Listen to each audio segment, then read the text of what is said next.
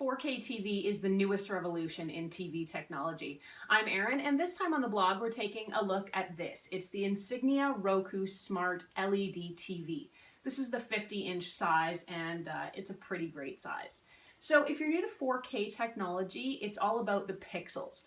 4K basically stands for 4,000, and there's 4,000 pixels running horizontally across this screen. So that's millions more pixels than you can get in the next best TV available, which is a 1080p TV.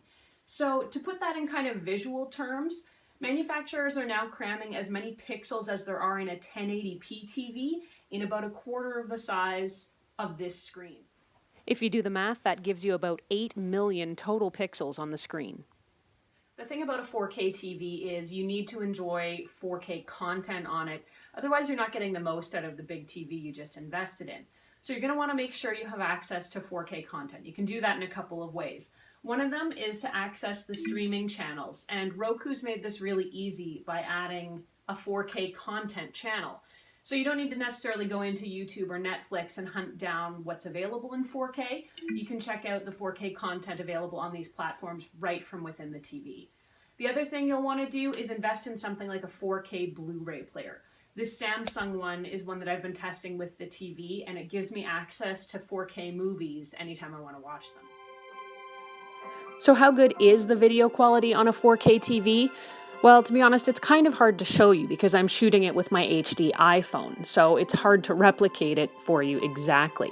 But let me tell you this, the colors are really vivid, the lines, particularly with graphics and words, are super sharp, there's no motion blur, and the detail you get is absolutely stunning.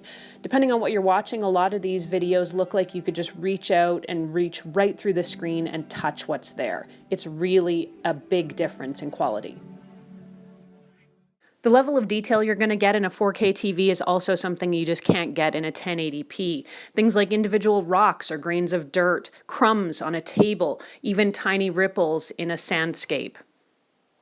You can't talk about 4K TV without talking about viewing distances. For most people, their TVs are all the way across the room from their couches. And with these TVs, that's going to be a bit too far. That distance right there is about 10 feet. And I have to say, when I was watching the TV, it was really hard to get a feel and an appreciation for the level of detail that you get in this screen from all the way over there. Moved the TV a bit closer to the couch, and that seemed to help as well. But I have to say, I got the most pleasure out of watching this TV from really about 3 or 4 feet away.